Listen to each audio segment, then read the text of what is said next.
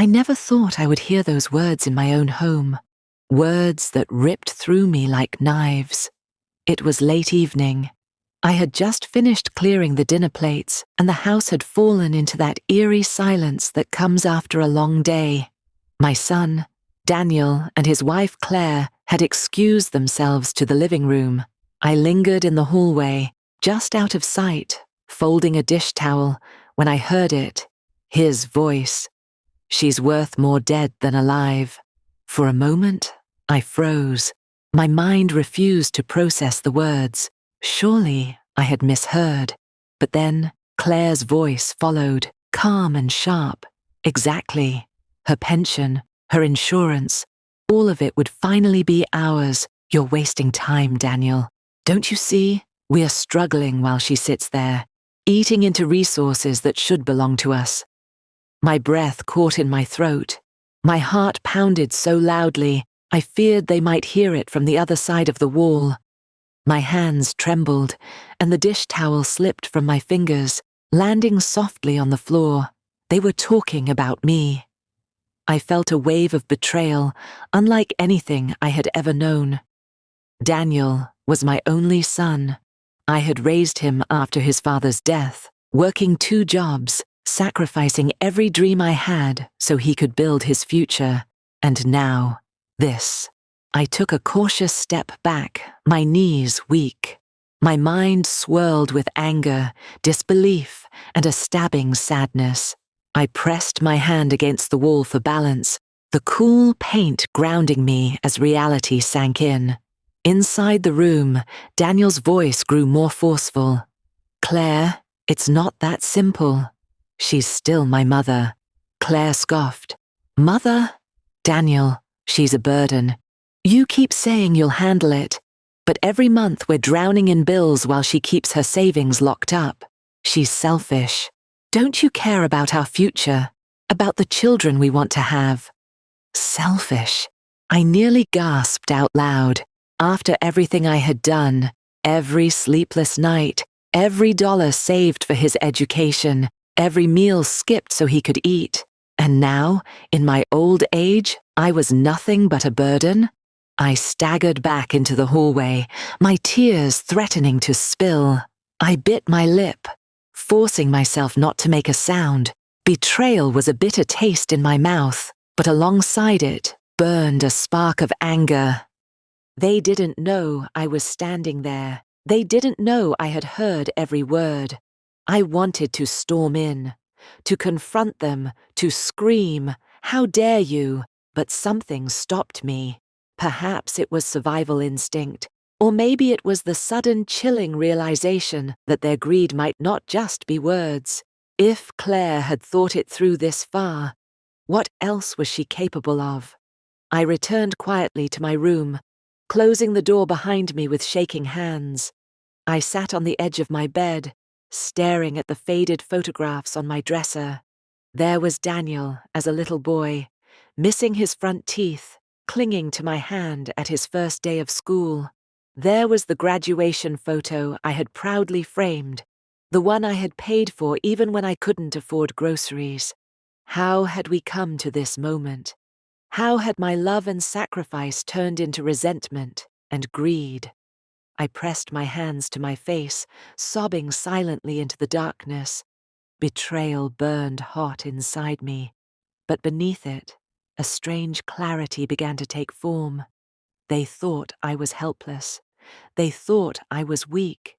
They thought I had nothing left but the few years of life they were waiting to be rid of. But they were wrong. And as I sat there in the silence of my room, I whispered to myself, if they want a burden, they'll get one, but not the kind they expect. I straightened my back, wiped my tears, and looked at myself in the mirror. For the first time in years, I saw not just an old woman, but the steel beneath the wrinkles. Claire's words echoed in my ears. She's worth more dead than alive. Maybe they didn't know me as well as they thought. Maybe they didn't know what I was hiding. And as the night deepened, a plan began to form in my mind, one that would change everything. I didn't sleep that night. Every time I closed my eyes, the words came back to me, sharp and cruel, like glass shards pressing into my chest. She's worth more dead than alive. By dawn, I was sitting at the edge of my bed, staring at the faint light creeping through the curtains. The house was silent, except for the occasional creak of the wooden floorboards. I felt like a stranger in my own home. But the truth was, this wasn't the first time Daniel and Claire had shown me their coldness. It was just the first time I had heard it spoken so clearly, so heartlessly. When Daniel was little, we had nothing. His father, my late husband, died in a factory accident when Daniel was only 7. I had no time to grieve. I had a child to raise and bills to pay. I worked double shifts at the diner down the street, scrubbing greasy pans, wiping counters, smiling at rude customers, just so I could bring home a few dollars. At night, I would sit at the kitchen table, my hands aching, and help Daniel with his homework. "Mom, I don't want you to be tired anymore," he once said, his little hands clutching mine. I smiled at him then, even though my heart broke. "Don't worry, sweetheart. Someday, you'll grow up, and you'll make all of this worth it." I lived for those words. For years, I carried the hope that my sacrifices would mean Daniel could have the life I never did. And he did. He went to college, thanks to my savings. Every dollar I had managed to scrape together, I put toward his education. I denied myself everything: new clothes, vacations, even decent meals. I wore patched shoes until the soles gave out, while Daniel wore pressed shirts and had a roof over his head in his college dorm. And now he thought I was worth more dead than alive. When Daniel brought Claire home for the first time, I wanted to like her.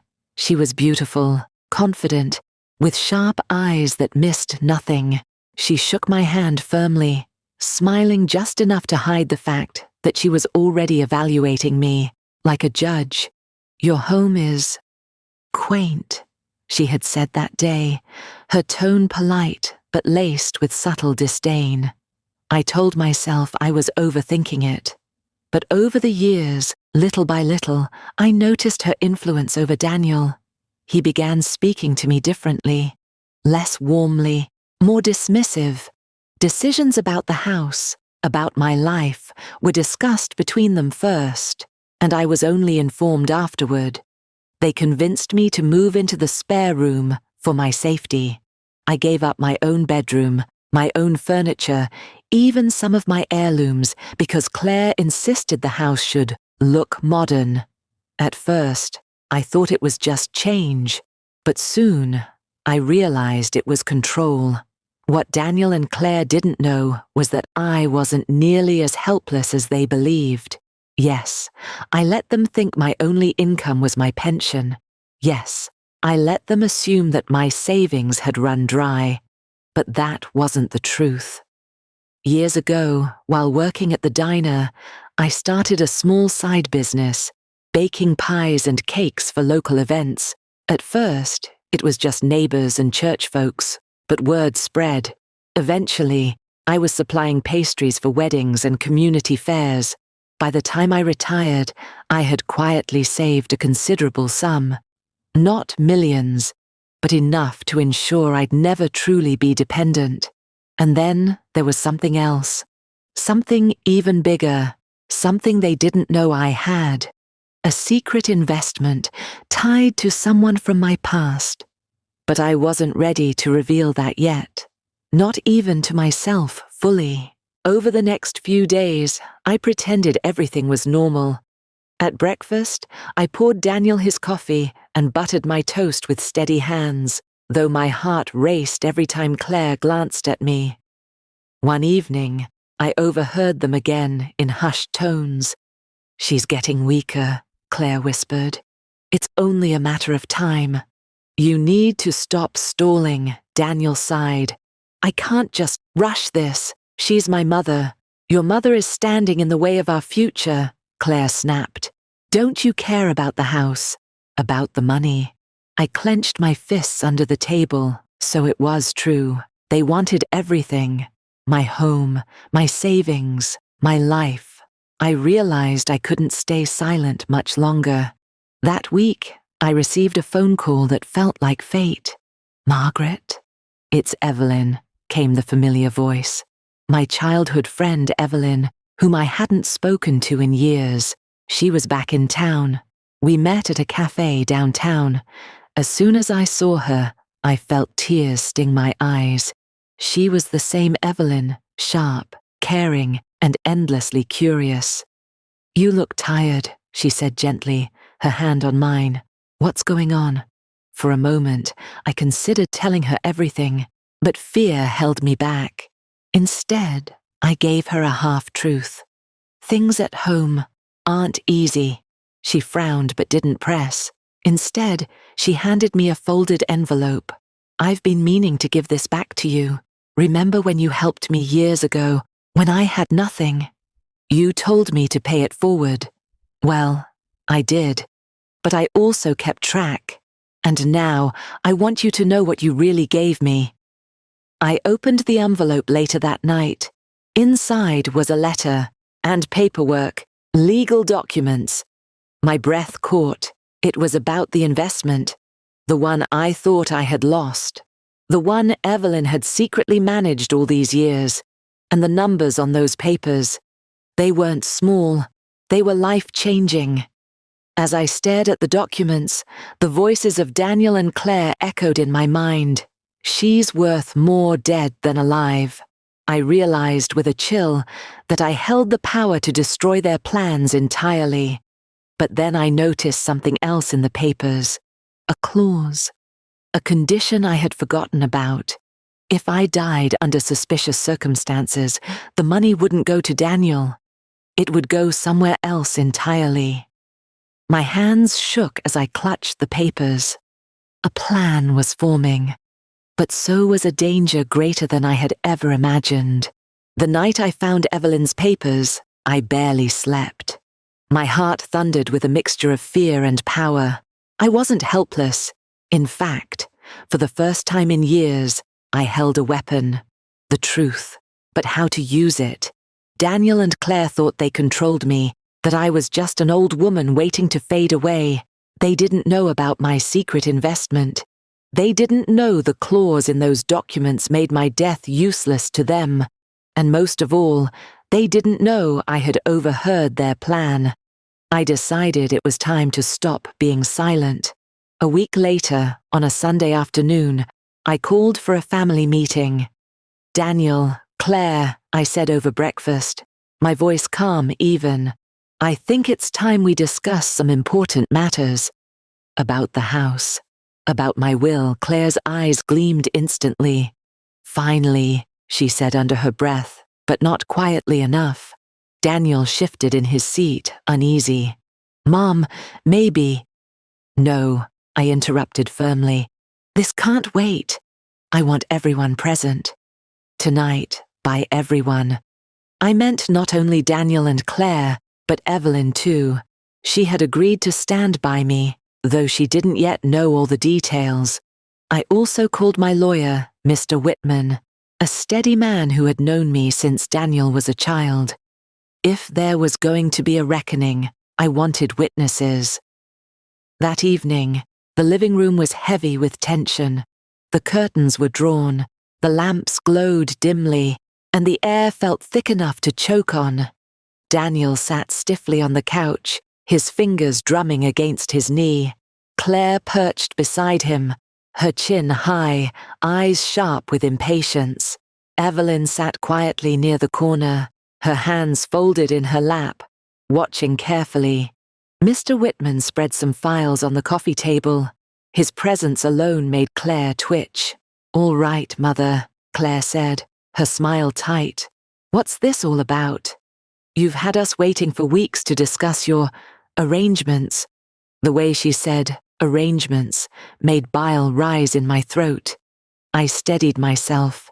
This is about my future, and my past, and about the truth I've kept from both of you. I opened the envelope Evelyn had returned to me and laid the papers on the table. "These," I said, my voice steady, "are records of an investment I made decades ago. Money I earned, money I saved, money I built through hard work and sacrifice. You both assumed I had nothing left. You were wrong." Daniel leaned forward, his brow furrowing.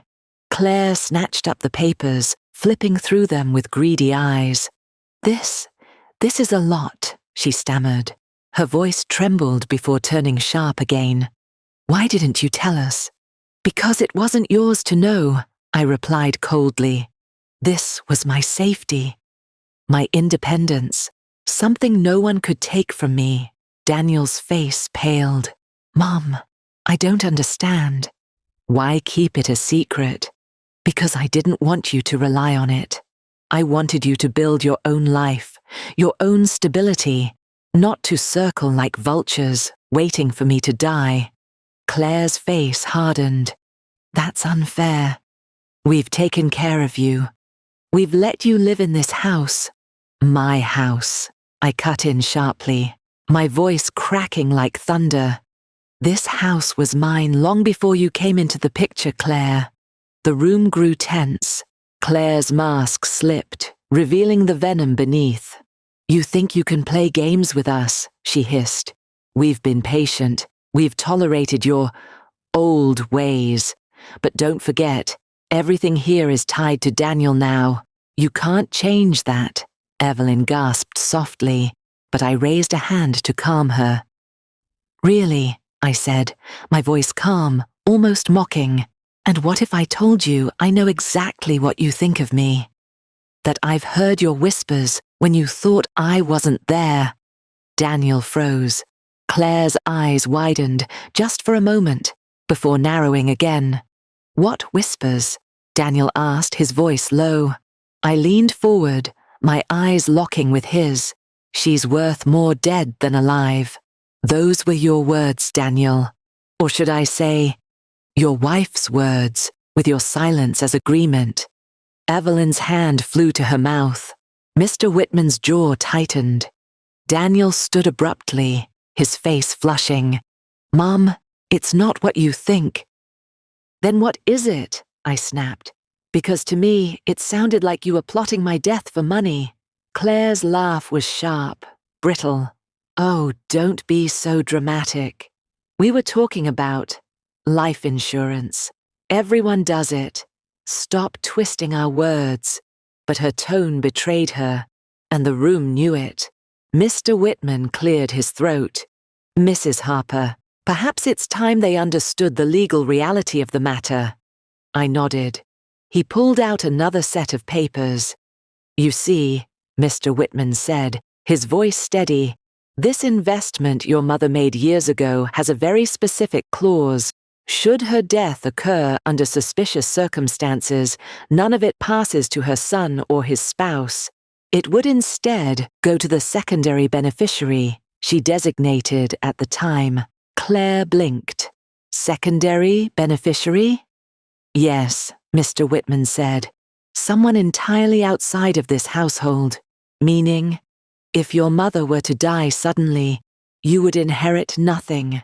Daniel's face crumpled, a storm of shock and betrayal. "Mom, who?" I took a deep breath, my heart pounding. "That's not something I'm ready to reveal yet.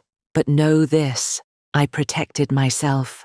Long before either of you thought about protecting me." Claire shot to her feet, her voice rising. "This is absurd. You're lying. You've always been manipulative, keeping secrets, holding things over Daniel's head, and now you're making us the villains." "You made yourselves the villains," I said quietly, but with an edge sharper than steel. Daniel's voice cracked. "Mum, I didn't mean it. I didn't mean what I said. It was just words," I demanded, my eyes burning. "Words have meaning, Daniel. And those words told me exactly what I mean to you. Not love, not gratitude, just a number. A calculation of what I'm worth." The silence after my words was suffocating. Evelyn wiped a tear from her cheek. Even Mr. Whitman looked moved. Just when the air couldn't get heavier, Claire leaned forward, her eyes gleaming with something dark. "You think you're clever," she sneered. "You think you've beaten us by hiding money and waving papers around. But you don't know everything either, do you?" My stomach tightened. "What are you talking about?" Claire's smile was cold, cruel. "Ask your precious son where he's been spending his nights. Ask him what debts he's racked up. Or better yet, ask him what he already signed away without your knowledge." Daniel's face went white. "Claire, stop." But it was too late. The secret was out, and I realized, with horror, that Daniel had done something reckless, something that could destroy not only him, but me as well. The night after Claire's cruel revelation about Daniel's debts, I couldn't breathe. Her words clung to me like smoke, stinging my chest. Daniel had already signed something. Something that could destroy everything I had carefully guarded. I knew the time for quiet. Private battles had ended. Secrets thrive in shadows, but the truth burns brighter in public. And so, I made a decision. This would not be settled behind closed doors. It would be laid bare, before witnesses, before the law, before anyone Daniel and Claire had tried to deceive. I was done being their victim. The following week, I arranged a formal meeting at the community center. A neutral ground, a place where Daniel and Claire couldn't twist the narrative. I invited Evelyn, of course, and Mr. Whitman, my lawyer.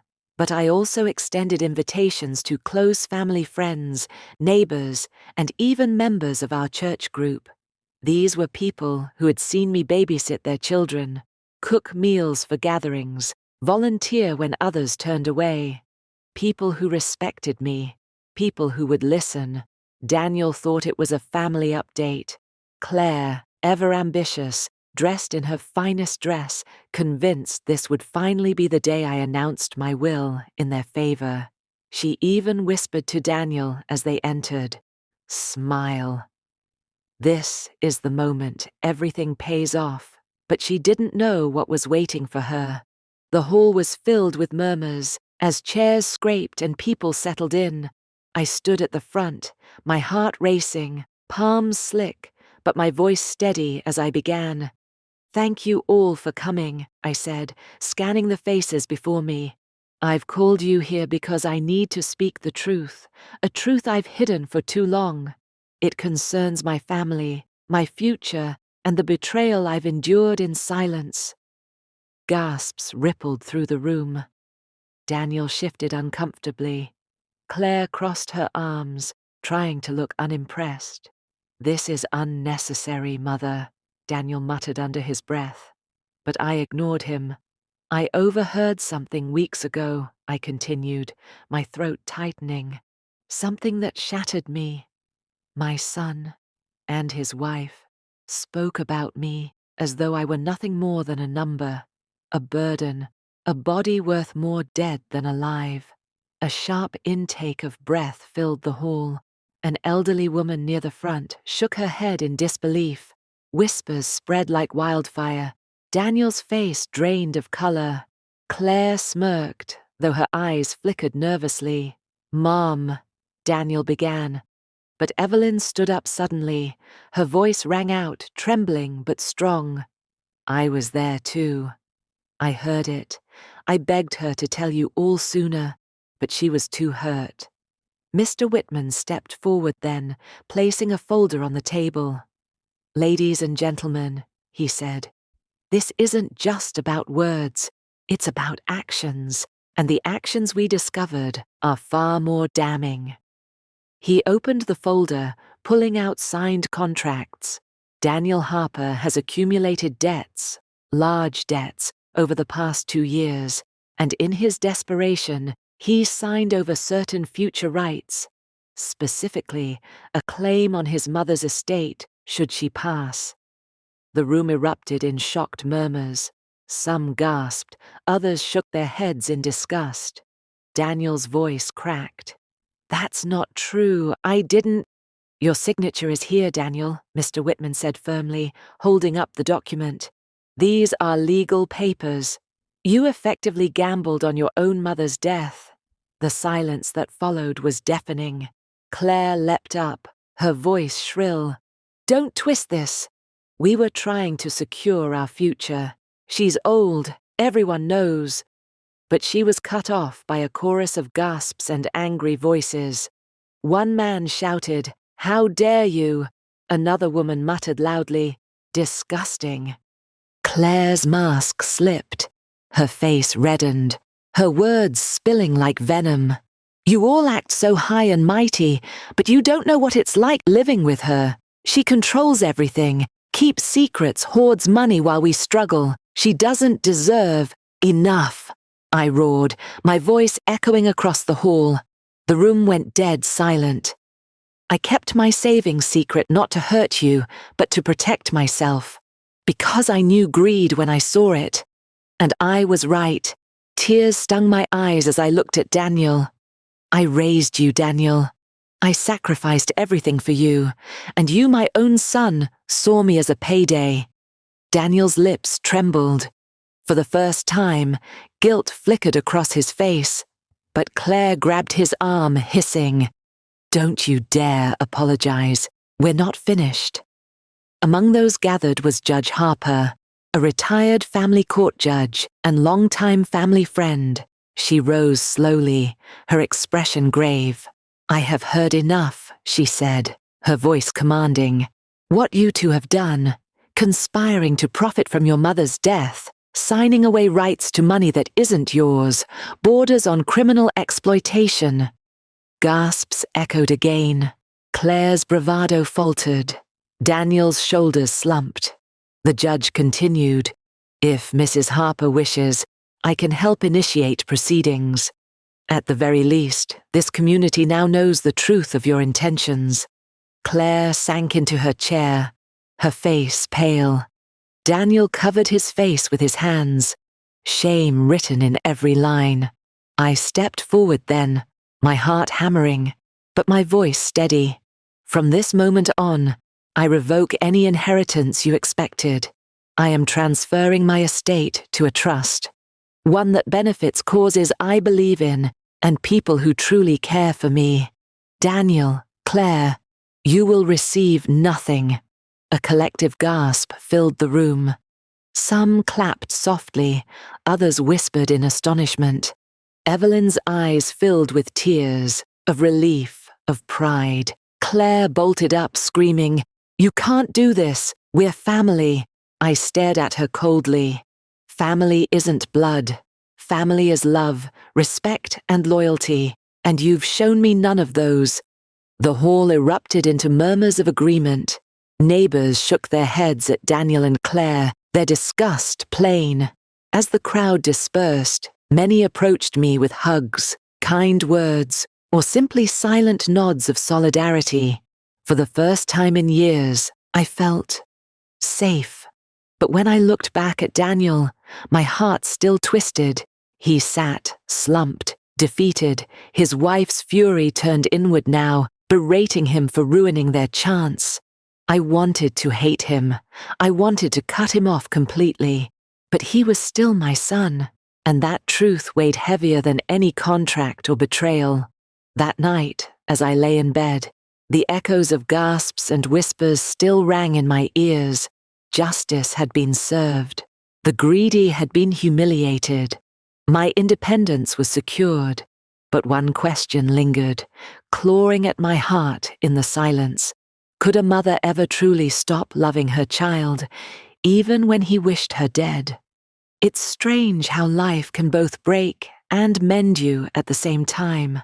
Months have passed since that day in the community hall, when I exposed Daniel and Claire's betrayal. The memory still lingers, as sharp as glass under bare feet. Their words, their shame, the crowd's gasps echoing in my ears. But the wound has begun to scar, no longer bleeding the way it once did.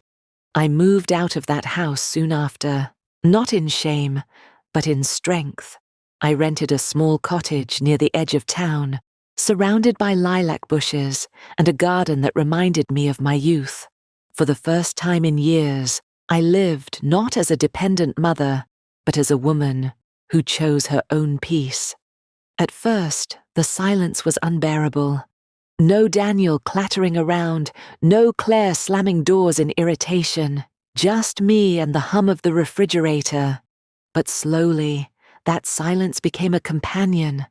I learned to hear my own thoughts again, thoughts that weren't clouded by fear or betrayal. Daniel didn't come to see me after the confrontation, not once. Claire, from what I hear, filed for divorce a few months later. Debt piled higher than their love could withstand. Word reached me through neighbors that Daniel had moved into a small apartment, working odd jobs, drinking more than he should. When I pictured him alone, my heart ached despite everything. He was still my son, the boy who once brought me daisies from the garden, the boy I once held against my chest when fevers nearly took him. But I couldn't rescue him anymore. Love doesn't mean enabling destruction.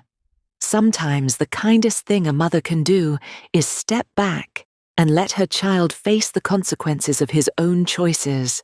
That realization broke me all over again, but it also freed me. Evelyn became my anchor.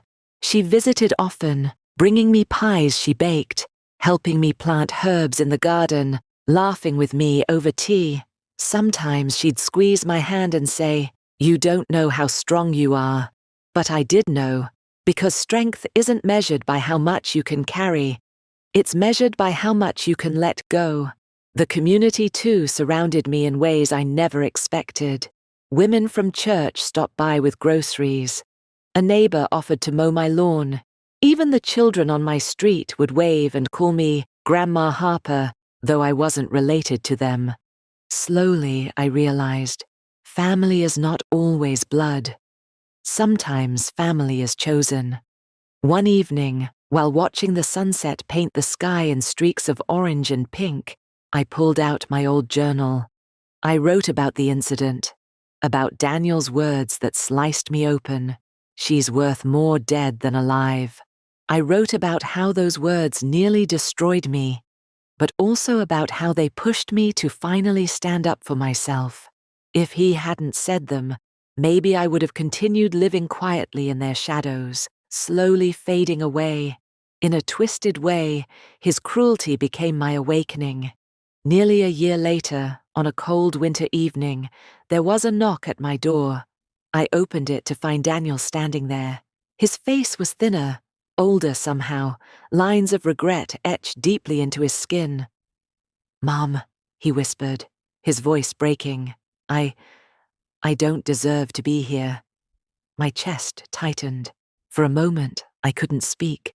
All the hurt, all the betrayal surged back like a tide, but then I saw his eyes, not cold, not greedy, but hollow, desperate, drowning. "Why are you here, Daniel?" I asked softly. Tears filled his eyes. "Because I've lost everything. Claire's gone. The debts nearly swallowed me whole. And every night I hear your voice, the way you said family is love, respect, and loyalty. And I realized I never gave you that. I just want to say I'm sorry." The words hung in the air, heavy and trembling. Did I forgive him? Not fully. Forgiveness isn't a switch you flip. It's a road you walk, one step at a time. But in that moment, I saw a flicker of the boy he used to be, and I let him step inside from the cold. As I sit here now writing this, I know not every story ends in perfect healing. Some scars never fade, some bonds remain broken. But life isn't about tying every loose end neatly. It's about learning which ends to leave behind and which to mend with care. To anyone listening, betrayal may shatter you, but it can also show you who you are. It can strip away illusions and reveal the strength you never knew you carried. And remember this: you are never truly helpless, not as long as you have your dignity, your voice, and the courage to stand in the truth. When my granddaughter asked me recently, "Grandma, do you ever feel lonely?" I smiled. "Sometimes," I admitted, "but loneliness isn't the absence of people. It's the absence of love. And I'm surrounded by love now. Maybe not in the way I expected, but in the way I needed." I looked out at my blooming garden, at Evelyn laughing in the kitchen, at the neighborhood children chasing fireflies in the yard, and I realized I was never truly abandoned. I was simply being led to a new chapter. Betrayal may come from those closest to us, but strength comes from within. Family is not defined by blood, but by love, loyalty, and respect. Never let anyone convince you that your worth depends on them, because your value is beyond measure. If this story touched you, share it with someone who needs to hear it. Leave a comment. Do you believe forgiveness is possible after such betrayal? Or is it better to walk away forever? I'd love to hear your thoughts.